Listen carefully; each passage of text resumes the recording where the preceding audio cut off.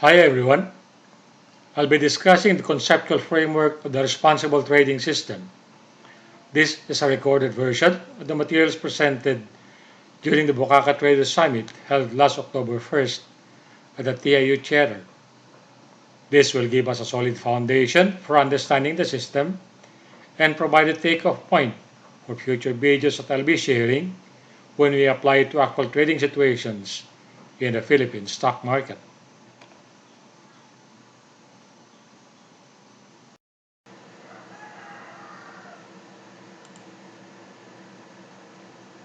Some notes on this presentation. This is responsible trading, so you take full responsibility for learning the materials presented. You may sleep during the presentation, but do not snore. You might wake up the person seated beside you. All figures and illustrations, when taken directly from my book, retain the same reference numbers, figures, charts, and so on. This is to ensure that people who have the book will be able to follow them easily when I post this presentation in my YouTube channel.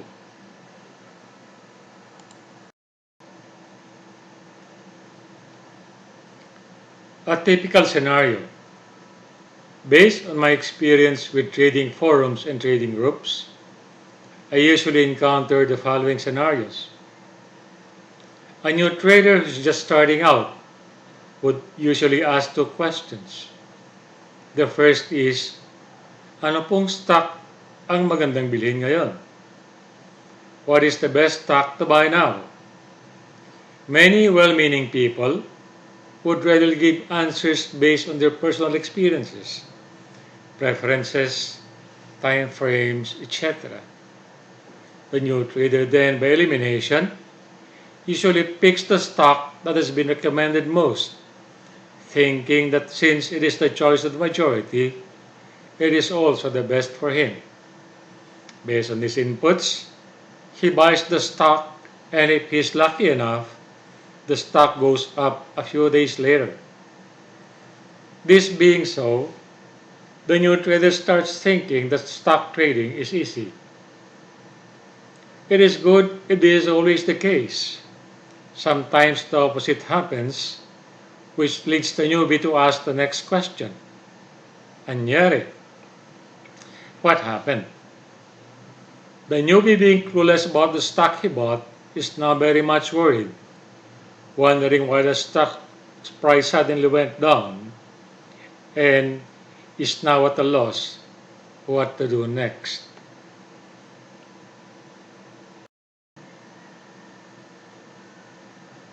I know many of you are smiling at this point and could easily relate to these scenarios. Very few people realize, but these are the two most dangerous questions that a newbie trader can ask. Why? Because these two questions make the newbie trader prone to becoming a VOH, a victim of hype.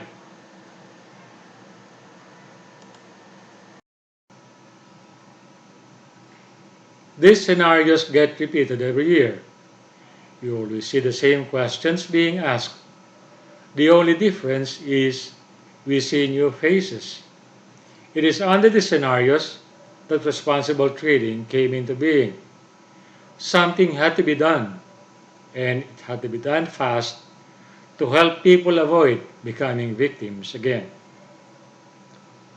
Responsible trading was developed from my more than 30 years experience managing company funds in different capacities as financial controller, finance director, and vice president finance of both local and multinational firms, and by more than 5 years experience actively investing and trading in the Philippine stock market. Responsible trading has four elements: self-discipline, continuous education, protection of capital, and full responsibility. Let us discuss them one by one.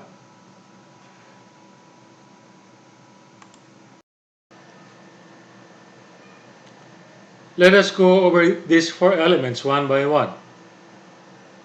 practicing self-discipline. Self-discipline has been defined in several ways, such as perseverance, restraint, endurance, thinking before acting, finishing what you're doing, and the ability to carry out one's decisions and plans in spite of inconvenience, hardships, or obstacles. Self-discipline also means self-control, the ability to avoid unhealthy excess of anything that could lead to negative consequences. It also refers to the ability to forego instant gratification and pleasure in favor of some greater gain or more satisfying results.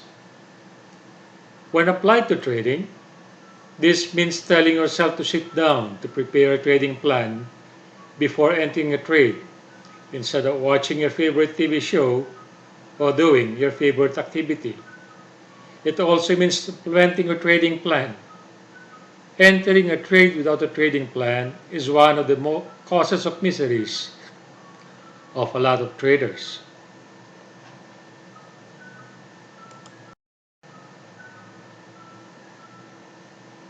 Continuously educating yourself. Learning, for me, is a continuous process, especially now with the exponential expansion of knowledge due to constant improvements in cutting-edge technology. I feel that learning is like growing upstream in raging waters. If you do not keep abreast with current developments, you are going to fall downstream and left behind. In my case, this requires a lot of reading, watching relevant videos, applying what I learned, learning from my mistakes, and repeating the whole process. I also like conducting seminars when I have the time because this leads to mastery of the subject matter. In a similar manner, I also like to attend seminars conducted by others so I can learn from them.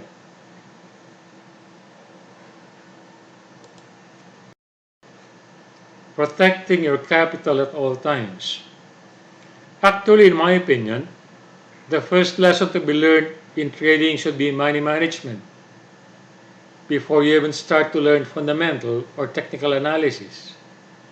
In my case, money management came last, and it was only after a year of trading that I took my first loss, even after my speculative portfolio had almost been burned to the ground.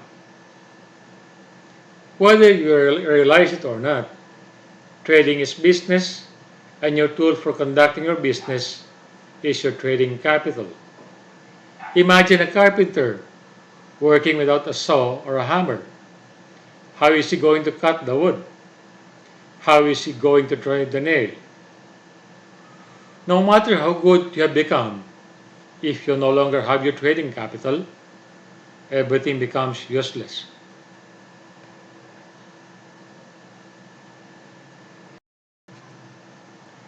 Taking full responsibility for your trading results. You and you alone should be responsible for your trading results. No excuses. You cannot blame anybody for your trading losses. The problem with getting a tip is that you tend to shift the burden of responsibility to the person from whom you took the tip, whether it is just a post from a forum or a personal advice.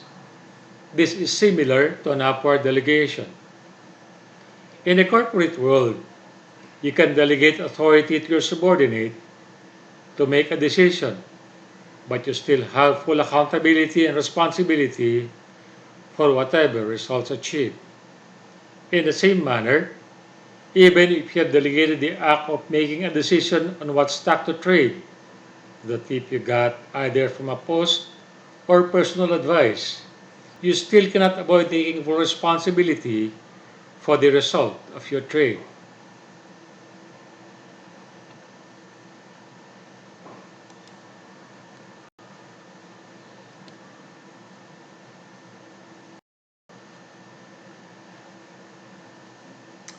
From being an advocacy, it was but natural for responsible trading to evolve into a system. As a result of the need to provide a structure for sharing knowledge, responsible trading developed into a complete system consisting of trading strategies, trading styles, methods, trading plans, and trading rules. The system is holistic and integrated and does not discriminate among other existing systems. It adopts and incorporates whatever best practices there are in trading as long as it adds to a person's trading edge. The Philippine stock market is a jungle that is both a goldmine full of opportunities and a landmine laden with traps. Only those who have prepared themselves well for the journey will be able to navigate this jungle and survive. Along this line, responsible trading aims to equip the new trader with the responsible trader's trading armor, the helmet of technical analysis, the breastplate of fundamental analysis, the shield of mental toughness, the sword of money management, and the shoes of being street smart. Let us go over these one by one.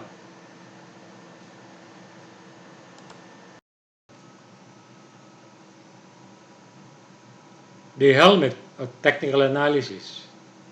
This enables you to understand trend lines, support, and resistance. It gives you the knowledge when to enter and exit a trade. I have devoted almost half of my book to this topic. Next, the breastplate of fundamental analysis enables you to discern and distinguish which companies are worth trading and prevents you from buying companies that are empty and just full of hot air. In responsible trading, as much as possible, we screen by fundamentals and enter on technicals. The reason for this is we want to trade or invest only in companies that would provide good value for our time and effort. The only exception is when we decide to trade speculative stocks and stocks we do not intend to hold for more than 1 week. For these cases, technical analysis similar to the stock charts and analysis we share in our website would be suitable for the purpose.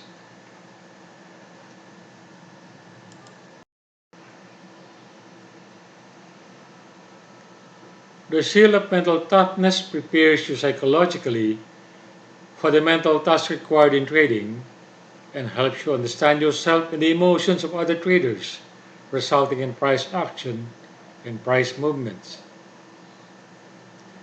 Trading psychology is about knowing ourselves as a trader, our emotions, the driving force that motivates us, and knowing others in the same context as well.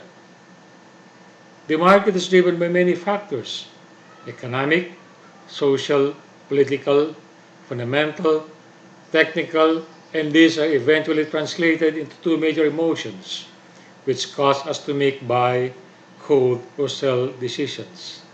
These are greed and fear.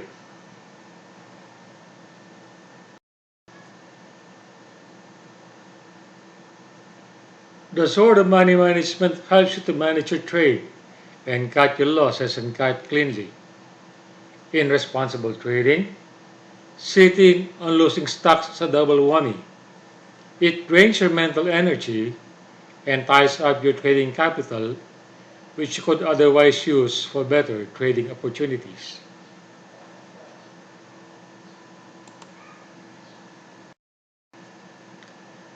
The shoes of being street smart keeps you on your toes and enables you to put your trading knowledge to practical use and become aware of realities that are actually happening in the Philippine stock market. The responsible trader is not only knowledgeable in theories, but is also street smart. We are aware of current developments and all knowledge required to trade effectively, but we are also cognizant of the existence of dubious concepts and schemes that could derail our plans. This way, we're able to protect ourselves and others from being victims and do our part in raising the bar of trading to a more professional level.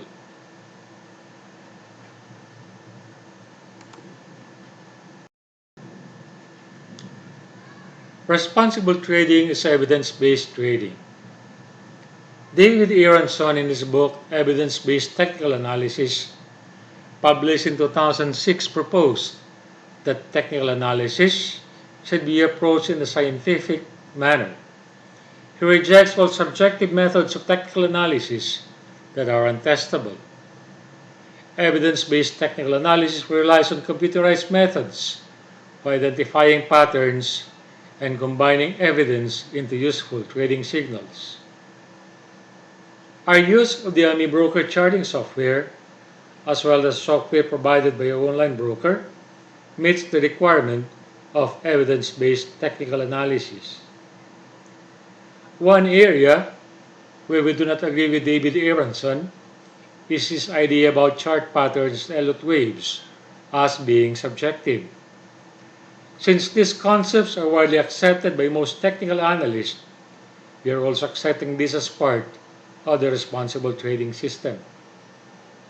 Thus, in addition to chart patterns and Elliott waves, we have incorporated moving averages, volume, and other indicators, and apply critical thinking to identify low-risk, high-probability trades. We also incorporated some of the principles of evidence-based technical analysis and responsible trading and call it evidence-based trading. David Aronson did not specifically use the words positive and negative in his evidence-based technical analysis. We started to use these terms for the purpose of presenting our findings and observations in such a way that they would never be construed as a hype or a bash. Along this line, we have adopted and developed two main methods of technical analysis, which clearly stand out in a manner that is different and unique in their own way, and clearly identifies one who uses them as a responsible trader.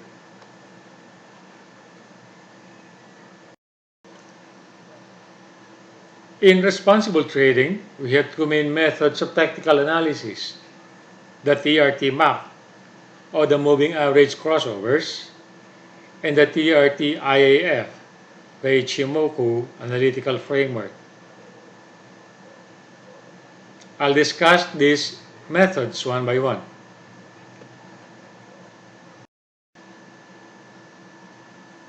The TRT map, the moving average crossovers.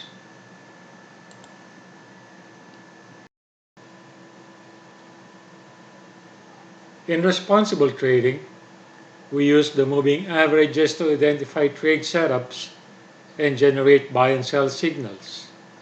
We use the 8 EMA, an exponential moving average, to determine very short-term trends and catch them faster than the simple moving average. We use the 15 EMA, another exponential moving average, to determine short-term trends and catch them faster than the simple moving average. We use the 8 EMA and 15 EMA crossover method to generate trade setups and buy and sell signals for scalping and day trading. A golden cross, 8 EMA crossing above the 15 EMA, is taken as a buy signal, and at that cross, 8 EMA crossing below the 15 EMA is taken as a sell signal.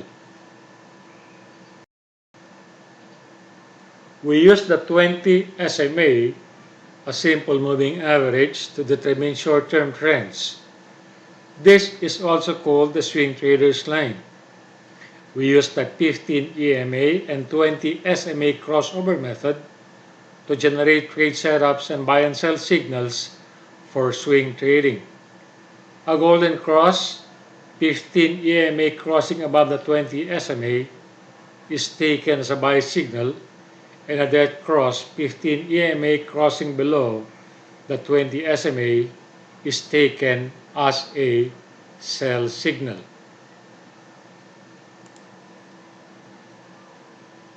We use the 50 SMA to determine medium-term trends. This is also called the position trader's line.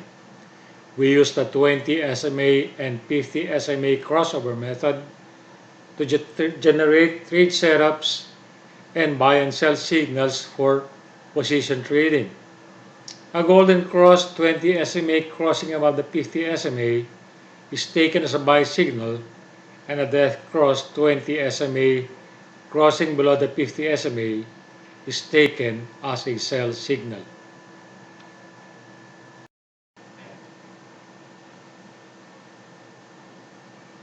We used the 200 SMA to determine long-term trends. We used the 50 SMA and 200 SMA crossover method to generate trade setups and buy and sell signals for investments. A golden cross at 50 SMA crossing above the 200 SMA is taken as a buy signal, and a dead cross 50 SMA crossing below the 200 SMA is taken as a sell signal. We also use the 200 SMA as the bull or bear line. If price action remains above the 200 SMA, we consider the stock still in bull territory. If price action has fallen below, then we consider that the stock is in bear territory. In responsible trading, we usually avoid taking positions in stocks whose price actions have been below the 200 SMA for a long time. The only exception is if we see reversal signals like reversal chart patterns and bullish divergences.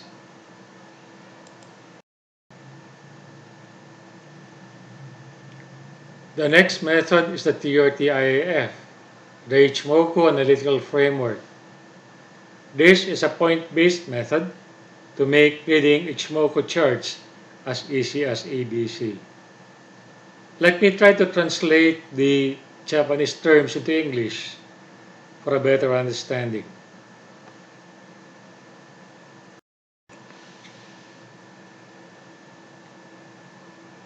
H means 1. Do you still remember the movies or TV shows where you have seen Japanese soldiers marching or exercising and the commanders shouting repeatedly, Ich ni san si? So ich means 1. Moku means view or glance. Kinko means equilibrium or balance. Hyo means chart. Translated in English, Ichimoku Kinko Hyo means one glance balance chart or one glance cloud chart. The above term is self-explanatory because once you understand this method, it will enable you to understand the exact state of the market at a glance by just looking at only one chart.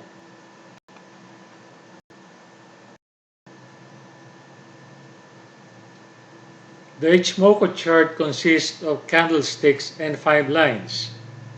These are the Kijun-sen or the baseline or standard line, the Tenkan-sen, also called the conversion line or the turning line, the Senko span A or the leading span A, the Senko span B or leading span B, and the Chico span.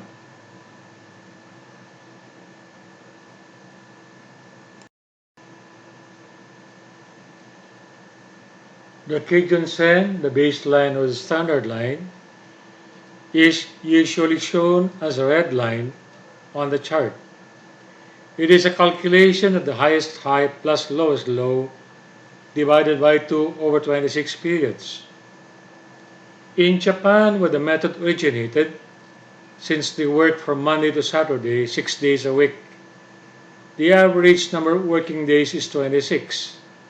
This explains why they use 26 as the standard moving average in the computation. The Kijun-sen is similar to the signal line in the MACD, the moving average convergence divergence, which also uses 26 days in the computation.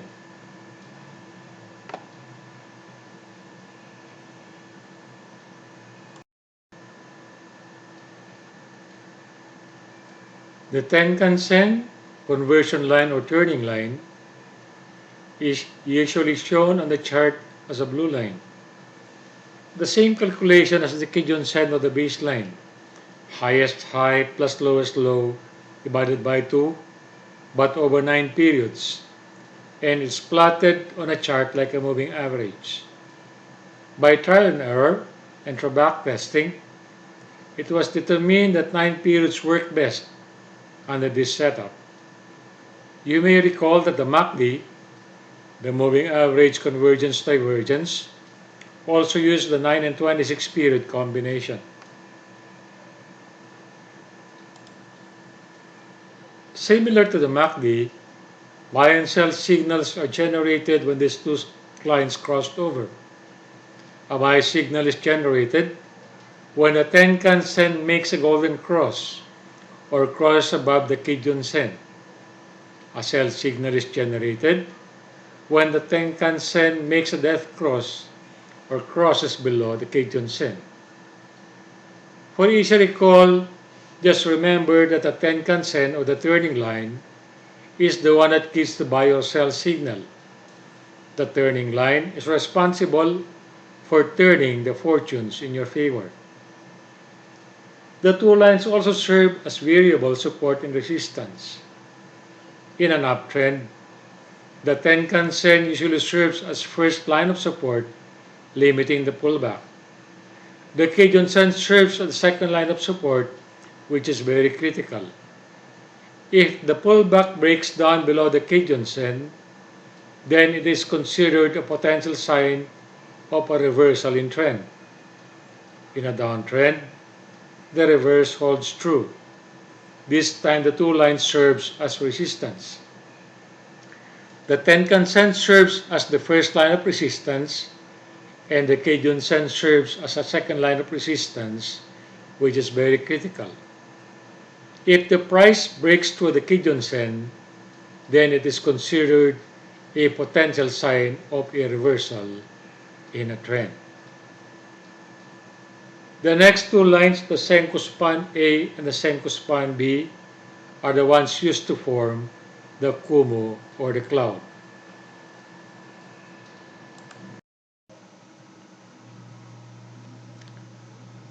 The Senko span A, or leading span A, serves as the first line of the cloud.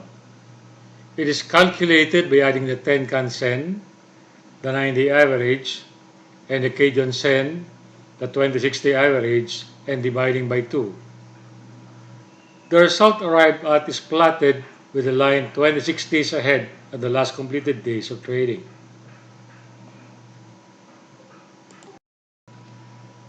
The Senko span B, or the leading span B, serves as the second line of the cloud. It is calculated by finding the highest price of the last 52 days, adding it to the lowest price of the last 52 days, and dividing by 2.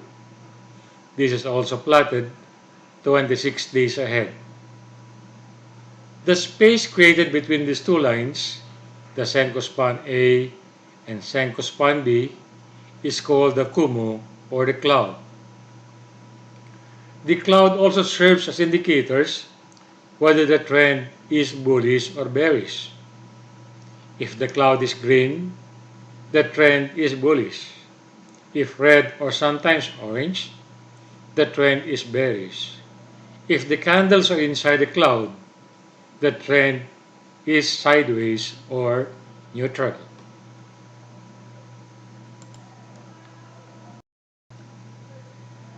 The fifth line is the Chico span, lagging span, or delayed line. It is the closing price 26 periods behind the last daily close of the current period.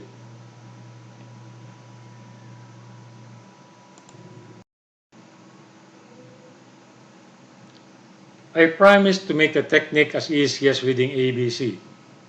I have done this by putting everything into an analytical framework, as you can see in Table 9. This is a worksheet where you can place scores to determine whether the stock under consideration conforms to the criteria of being a low-risk, high-probability trade setup.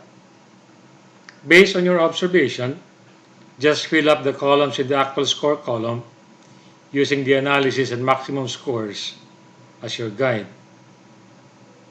Ratings of 100% to 80% are considered low-risk, high-probability trades.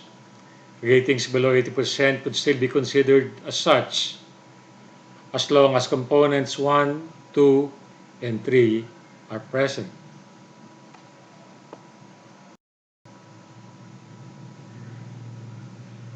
Responsible trading is continuously evolving, and we are always on the lookout for best trading practices to be incorporated into our system.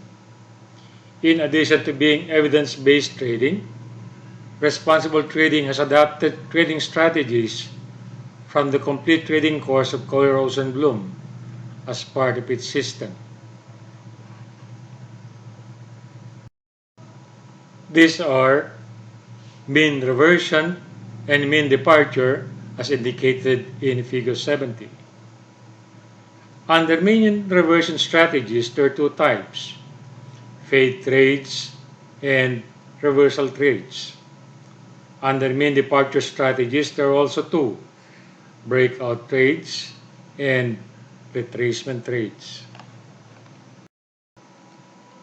Mean reversion simply refers to the price going back to the mean or the average price, and we use fade trades and reversal trade strategies for this purpose.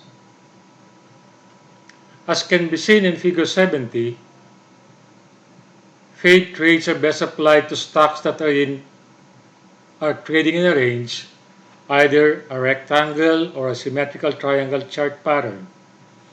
These are often used for trade setups on oversold conditions. The objective of fade trade is to find a point where the price stretches out too far away from the average price, with the expectation that it will go back near the average price soon.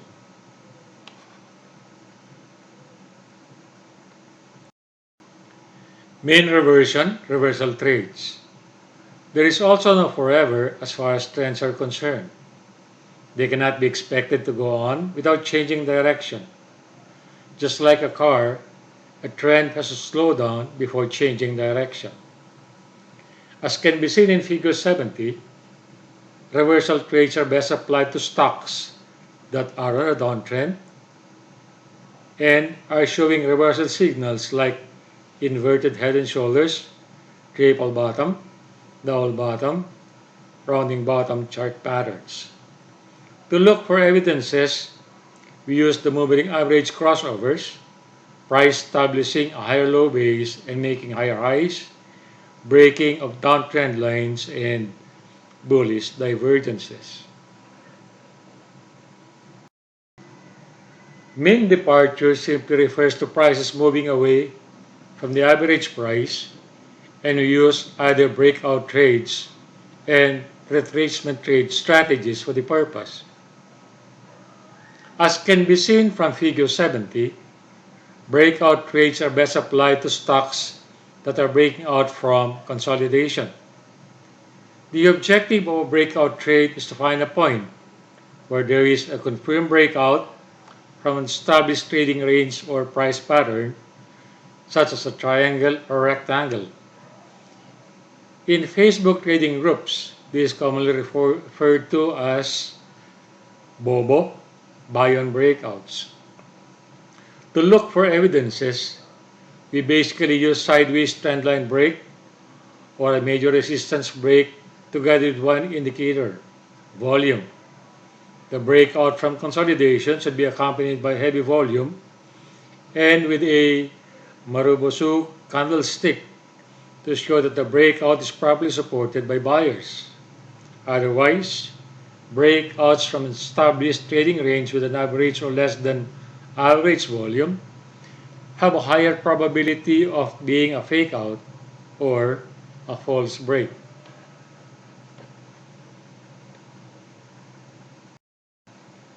Mean departure retracement trades. As can be seen in Figure 70, retracement trades are best applied to stocks that are on a confirmed uptrend with pullbacks in the form of bull plug or bull pennant chart patterns. This is the base of most trend following methods. The basic idea of retracement trade is to buy as price pulls back to the trend line, a support area, or a moving average, or a Fibonacci support level. Situational trading. As I previously stated, we have already established situational trading as part of the responsible trading system with the corresponding trading styles. We have already shared this idea in our post to most trading groups. After identifying opportunities and selecting the appropriate trading strategy, we use the appropriate trading style suited to the prevailing situation. This is a table showing the different trading styles. We have used walking as a baseline activity so we can easily relate to the time and energy required for each. Scalping is for short term, holding periods 2 to 4 hours with a risk-reward ratio of 1:2. This compared to a dash. Day trading is also short term with a holding period of hours to a day. Risk-reward ratio is from 1:2 to 1:3 and is equivalent to sprinting. Swing trading is also short term. Holding period is days to weeks.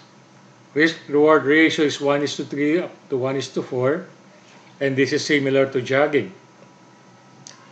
Position trading is also short term. This for weeks to months. Risk-reward ratio is 1:5 up to 1:6, and this can be compared to brisk walking. An investment is long term. Holding period is months to years. Risk-reward ratio is 1:7 or more, and this is equivalent to just walking.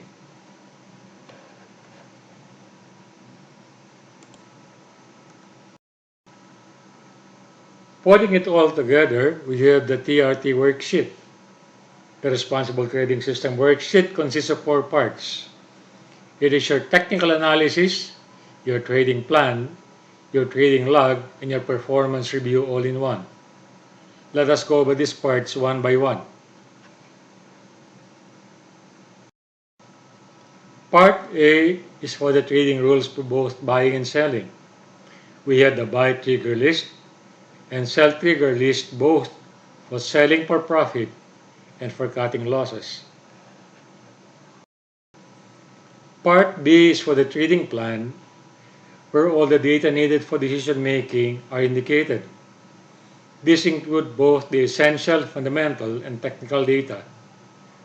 This portion is designed to make automatic computations. You can even play with the figures.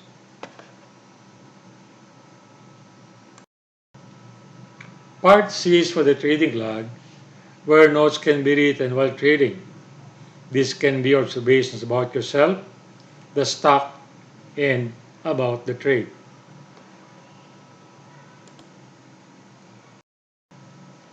Part D is for performance review, where trades are classified and where areas for improvement are indicated. We have 2. We have the qualitative performance review and the quantitative performance review. When doing a qualitative performance review, we use subjective measures based on 4 criteria. Best trade. These are trades entered with a trading plan based on a trade setup, fully implemented, and resulted in profitable trade by not allowing greed or fear enter a trading decision. Good trade. These are trades entered with a trading plan based on a trade setup and fully implemented. Profits are taken when target price are hit and losses are cut when stop loss are hit. Whether money is made or not is irrelevant. What is important is sticking to a trading plan because it helps develop good trading habits. Bad trade. These are trades entered with a trading plan based on the trade setup, but not fully implemented by allowing greed or fear enter a trading decision. These are trades we consider as exception to the rule. Price suddenly breaks resistance with big volume, so we decide not to take profits and disregarded the trading plan. However, price also went down as fast as it went up. Since the trade was not properly handled, this resulted in a decision to become an investor instead of a trader. Worst trade, these are trades entered without a trading plan and resulted in a loss.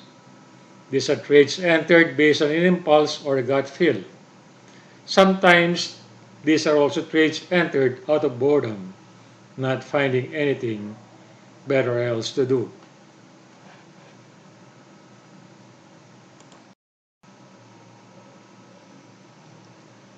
When doing our quantitative performance review, we use the win-loss ratio. It is simply arrived at by dividing the total number of wins by the total number of trades taken for a certain period. For example, if you have taken a total of 10 trades for the month and 4 of those turned out to be winning trades, then your win ratio is 40%. 4 winning trades divided by 10 total trades for the month. Consequently, your loss ratio is 60% and your win-loss ratio is 40-60. Even with a win-loss ratio of 40-60, which is already considered a worst-case scenario, it's still enough to make us a profitable trader as long as we manage our trades very well. Assuming an average profit of 10% multiplied by 4 wins equals 40%. Again, assuming an average loss of 4% times 6 losses equals 24%. This will still result in a net gain of 16%, which is still better than the year-to-date performance of the index, which is 11% when I was preparing this presentation.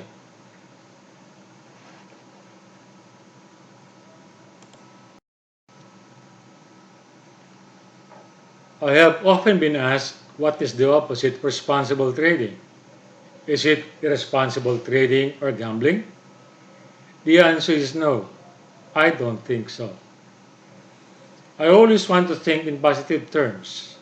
For me, the opposite of responsible trading is misguided trading. I believe everyone wants to be a responsible trader, not only for ourselves, but for our families as well. The only problem is we do not have anyone to show us the proper way. A misguided trader became so because he didn't have access to proper knowledge and proper guidance. For the misguided trader, it is a case of circumstance, not deliberate intent. An irresponsible trader or gambler, on the other hand, has access to proper information and knowledge, but disregards them for one reason or another. Let us take a look at the signs of misguided trading.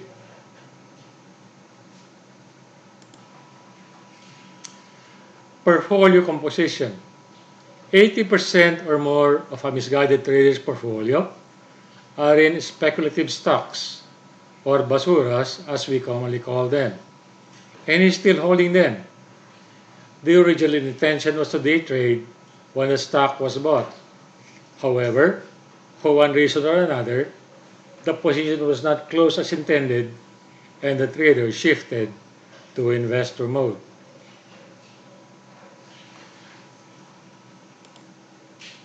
Revenge trading. The misguided trader incurred losses in his previous position before, and the only reason for entering the trade again is to get even. I could not help but smile when some members of Stock Market Pilipinas call themselves the Avengers, apparently to get even with a certain stock that caused them to lose substantial amount of their capital. After several months, I have never heard from them anymore.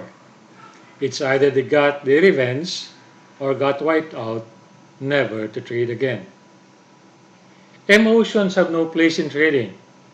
A trade should only be entered because there is a high probability of having a high reward, Whether you win or lose, you must move on.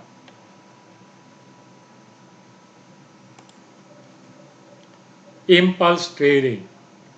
The misguided traders have a trading plan and buys the first stock that moves with the highest gain during the day.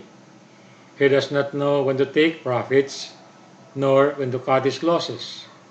He either gets out too early, too soon, or gets out too late.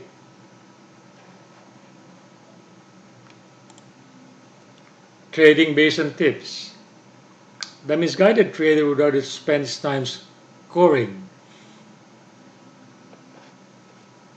the latest post in all the forums and Facebook trading groups in the hope of picking up tips instead of his own analysis and preparing a trading plan.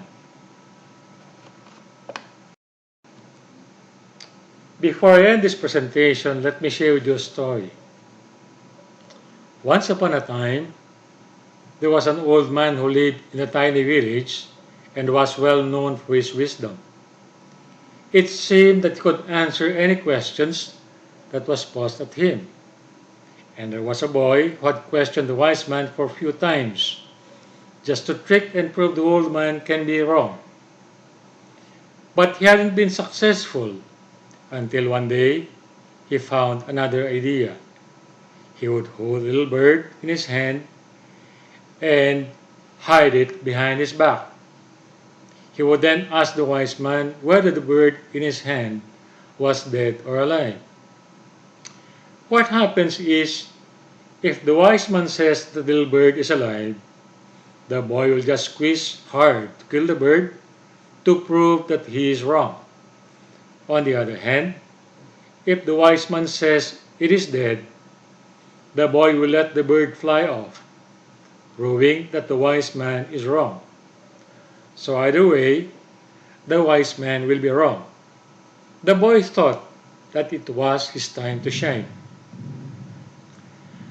As he approached the wise man, he said, "Old man, there is a bird in my hand.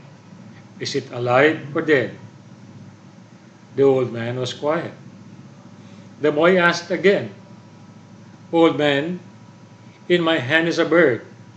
Is it alive or dead?" Still, the old man said nothing. The boy for the third time asked again, "Old man, in my hand is a bird. Is it alive or dead?" Then finally, the old man gave his answer with a low but firm voice. "The answer to that question lays in your hands, young boy."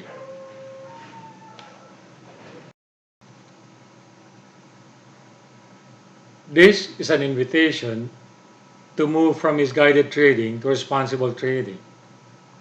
I invite everyone who has not yet done so to move from the darkness of misguided trading to the light of responsible trading. The book cover reflects this theme as the new trader stops being a misguided trader, he emerges to become a responsible trader, and raises his hands in victory. Just like the story shared, the answer is in your hands. It is your choice. I think you have already made the right one.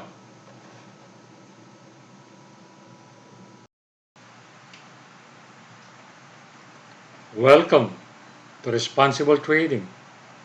I wish you the best in your learning journey and good luck on all your trades.